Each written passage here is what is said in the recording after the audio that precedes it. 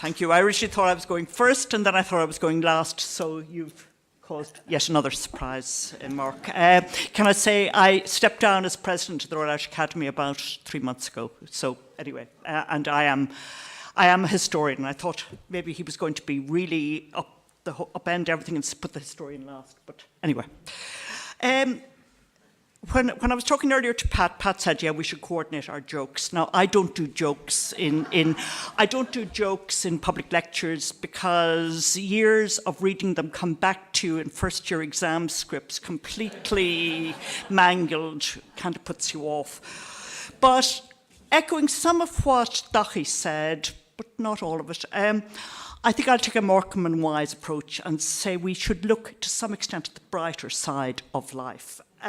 Yes, there are huge challenges facing the world, huge challenges facing Ireland, but the past wasn't exactly happy, wholesome and prosperous for us here or elsewhere, and the unexpected has always emerged, and we have been in worse places.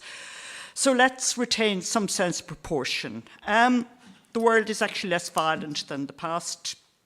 You wouldn't know it to read the papers. Life expectancy has gone up. Inequality between developed nations and the third world is narrowing, though within countries it's rising. Ireland is no longer listed as one of the economic disaster zones in any international media. It's a great improvement. Our population is growing, which was not the case for at least 150 years, not when Patrick MacGill was alive, though Donegal is sadly the only exception. It's the only part of Ireland where there is anything in 4 figures by way of population decline over the past 5 years. Everything else is growing everywhere else, with the exception of minor numbers. And there's a lot of very good things about Ireland. We've a higher proportion of immigrants in our population than Britain, but we have managed to largely avoid major racist or ethnic hostilities. And I see Rory down there. I think the primary schools have played a major role in that, and I think it needs to be acknowledged. So let's not exaggerate the current challenges and crises. They are serious. But if you overstate that, if you present a dystopian picture, you are yourself threatening the institutions of the state because you're fostering a culture where the whole democracy and the whole system of government that we understand is somehow challenged, not in a very positive way. The answer is there are big difficulties and there are a lot of answers to be found. There isn't one answer. It's not in one powerful leader. It's not necessarily in upending what we've put in place by way of legislature or public services. It's in a much more reflective, nuanced, organic story. One thing I've learned as a historian is that change is difficult. It's gradual. You have to look at what's embedded in your society, in your governance, in your culture, and work within it. I think we also need to reflect on Ireland, because the Irish experience is not exactly replicating what you get in the United States, what you get in Britain and elsewhere. To begin with, we don't have a large Dust Belt population because we never had coal mines or steel plants. We never had places where lots of men earned very good incomes in manual labour. So that's one advantage of not having had the Industrial Revolution. The only place you see that is in East Belfast, and I think some of what you find there in terms of loyalism is best understood within that context, albeit with a local flavour. If you look at the figures on, there's the hollowing out of the middle class. If you look at the figures in terms of the quality of jobs lost versus the quality of new jobs achieved, we're in a serious positive position in that. We're one of the few countries that is. We are losing, some jobs are disappearing, but what is coming in Ireland is, by and large, significantly better. So let's reflect on those positive stories. But again, I agree, there are real difficulties. The impact of the recession that we suffered a decade ago has been very significant. It casts a long shadow on Ireland and on many individual households. We're also in a period of very major change. I think it's probably the end of the American century when the USA was the dominant world power, and that brings a lot of instability, challenges. Also, I think potential for Europe. I think we'd all written off Europe, the world was going in different directions, but with what's happening in the United States, I think there is scope for something different coming in. There's also real fears that the period of economic growth which we've had since the Second World War is at an end, when everybody could expect that things would get better every few years. That's not so in history. It didn't happen for most of modern history. Was it an aberration? Will it continue? We don't know. But to go into a world where people growing up can anticipate living standards that will be maybe inferior to that of their parents is particularly destabilising and difficult, and I think we may need to reflect on it. And then there's the impacts of the digital revolution. The media, and I'll say a bit more about that later, but there's a whole media story there that is really very significant. You've got these global corporations that, we've been talking about them in other contexts, can transcend any national governance in terms of their wealth and in terms of their mobility. Mobility now is not physically moving people. Mobility is, is almost instantaneous. And we don't know where robotics is bringing us. I mean, I think the real threat for us all is what happens when trucks are driverless, because that wipes out a huge cohort of, solid male employment that is part of any society. In 1931, the New York Times carried an interview with W.T. Cosgrove where he claimed that Ireland had been largely unaffected by the Wall Street crash and the international recession. That was only partly true, but insofar as it was partly true, it was because the country was so backward economically and so really not particularly engaged with the wider world. During the 1930s, we tried to isolate ourselves from international forces, both economic and cultural, not very successfully, I hasten to add. But those days are long gone. We don't wish to return to such a world. We are part of the wider global setup. And there are also major challenges, as I think Pat has outlined a lot of them. Daly's outlined them specifically with regard to EU and Britain. And the key instruments to addressing them lie largely within us, within government, within the political space, within the public service, and within the citizenry. And I think we have to consider that as well. There is an inherent tension between the legislature and the executive, and that's nothing new. De Valera in the 1930s once said he wanted to give the Dáil 6 months' holidays so the government could actually get something done. And that tension between legislature and executive was mediated in the past by the fact that we had a strong whip system, the TDs came in and voted, and then the TDs spent most of their real time and attention looking after the constituency and letting the government get on with its business. Now that worked up to a point, but not entirely, because even within that whip system, it proved very difficult to enact a lot of measures that might be of national benefit but with local loss. I'm thinking of the Shannon stopover, I'm thinking of health services, I'm thinking of regional economic policy. These were issues which, even with a strong whip system, were completely at the behest of the local interests. Now we've got this new this new politics that Pat has been talking about, which is very, very different to what we have experienced before. But I think one point to bear in mind is that the Irish democratic system has been very resilient. We started in the 1920s with a Dáil where 40% of the population was abstentionist. We got over that. We learned to deal with various types of coalition governments. Even Fianna Fáil managed to come to terms with how to live with a coalition government. And I think it's not impossible that with more time and attention, getting some of those TDs and Oireachtas people down to look at how the system is working, there's no reason why they cannot learn a different political model. What it won't be is it won't be the Scandinavian one. We can't take a coalition government model from elsewhere and put it together because Ireland does things Ireland's way. But we also do need to move beyond the protest vote, the protest parties. They do reflect the venting, the discontent of the recession and an evolving media.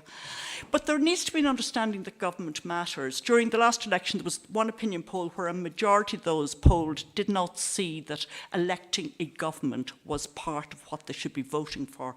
And I think we need to deal with that particular understanding.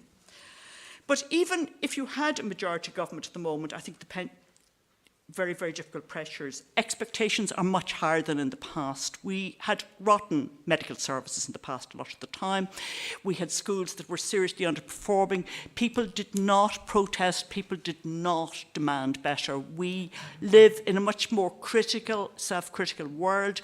We have much higher standards, much higher expectations. And by and large, that is to the good.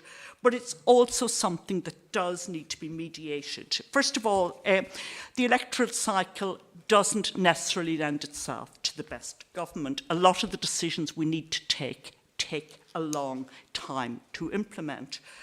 Irish economic policies for at least 20 years, if not longer, have been pro-cyclical. When I have it, I spend it. And we all come up with long shopping lists from interested groups, and it's very hard to deny the money.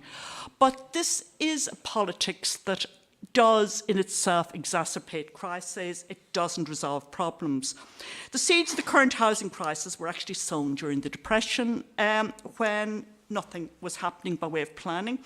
And, this is when the houses should have been planned. But with the media preoccupied with ghost estates, massive reductions in current spending, anybody who'd started saying, but we need to plan houses for our growing population, the future would have been laughed out of court. And we've been there before. In the late 50s, with emigration at record levels, people allegedly handing back their keys to Dublin Corporation housing investment dropped like a stone, and nothing was done. Within 5 years, we had tenements collapsing in the city, people living in caravans on the Naas Road, housed in squalor in the Richmond barracks. This is my commercial message here. History matters. Look at what we've done before. Try and learn some of our lessons from that.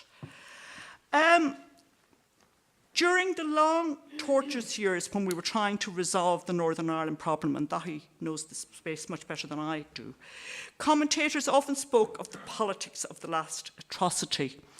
We now live in the politics of the last scandal, the last crisis in healthcare, the last trolley problem, the last justice crisis, or last crisis of social services. It's a world where the media and the public demand instantaneous answers. But the problem is that the answers that come instantaneously may not be the answers that will solve the problem in the long term. Real change in many fields of government takes time. To resolve our health system, you need to go back and see how it was put together through ad hoc arrangements over a very long period, and to work out the interactions between them, remove the dysfunctional bits. It's very, very complex.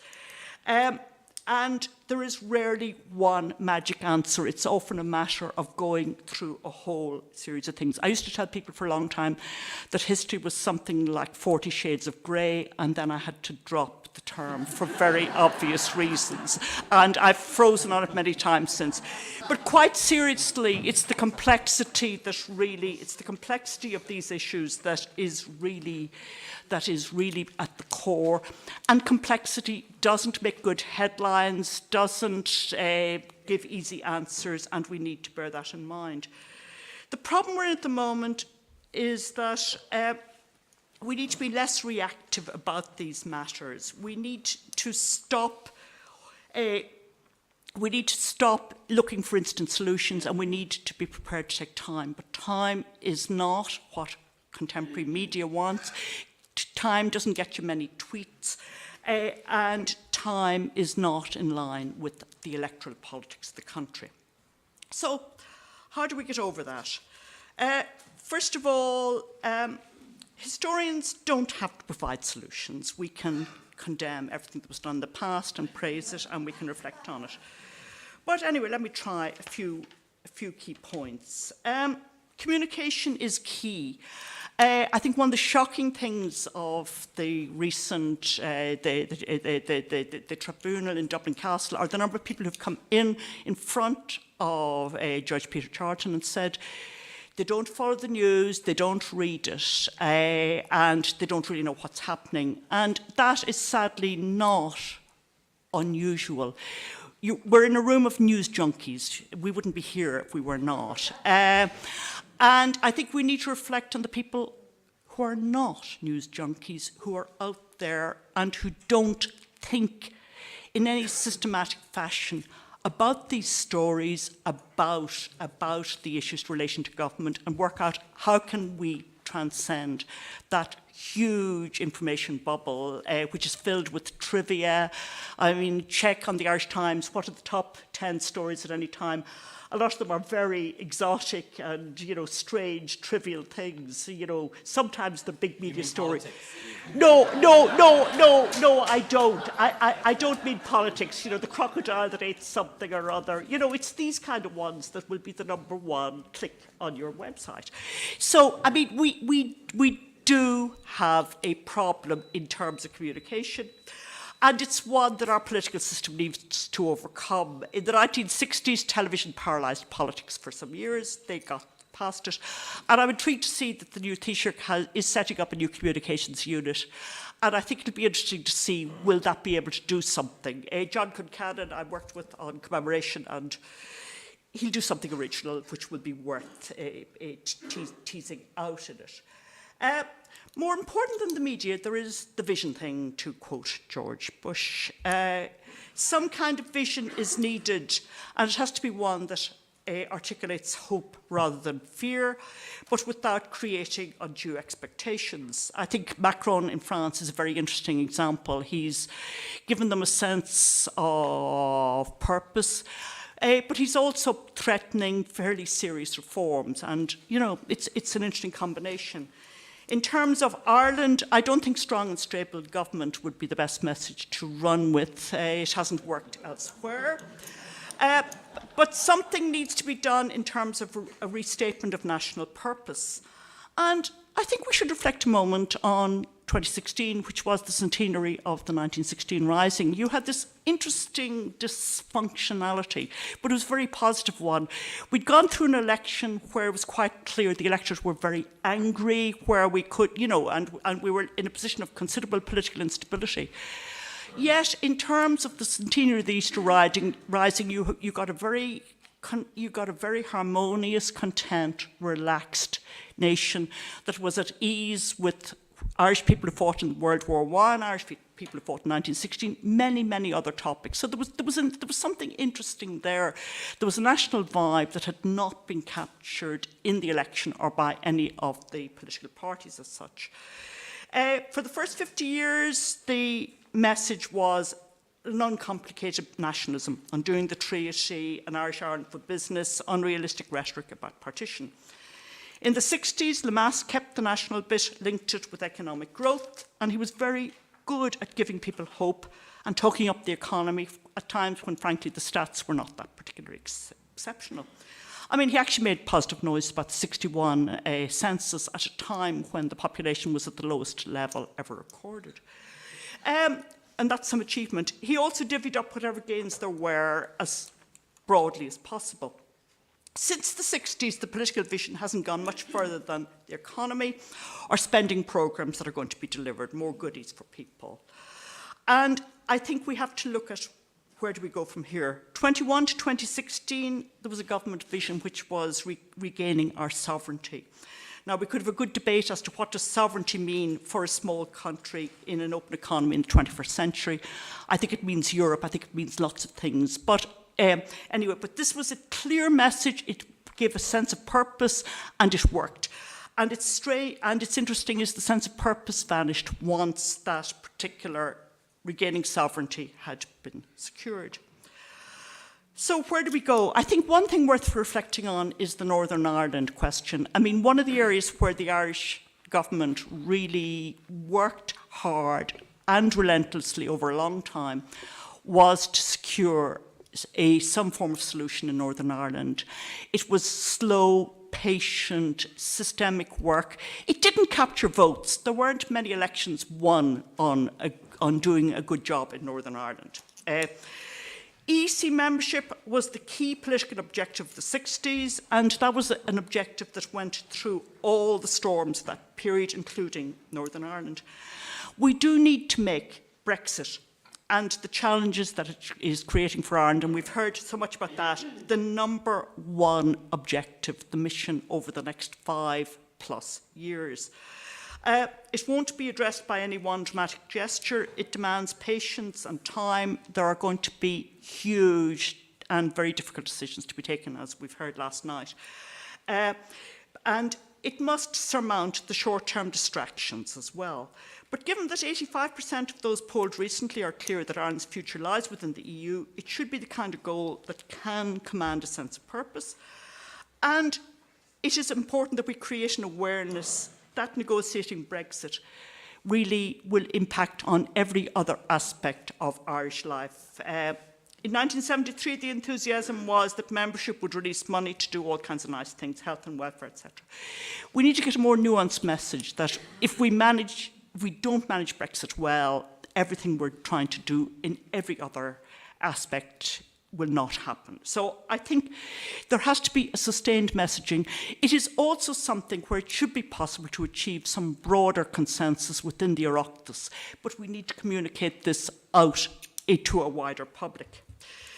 I'll end with a little bit of history. In the 1860s, British politician William Ewart Gladstone, best known for bringing home rule to, the Home Rule policy onto the British agenda, when he was Chancellor of the Exchequer, he actually believed that government was running out of things to do. He thought he could abolish income tax within a few years, and that really there'd be very little to legislate on unless the country went to war. Now, I think in terms of a foolish prediction, this is about as bad as you get. One paradox of the current crisis in politics and government is that people are more dependent than ever on government. It impacts on every bit of our lives. And I think they need to understand that it matters, and that it matters in a way that has to be constructive rather than inherently destructive. It doesn't mean you're not uncritical, but it has to be constructive. And so, anyway, I hope this contributes to that discussion. Thank you.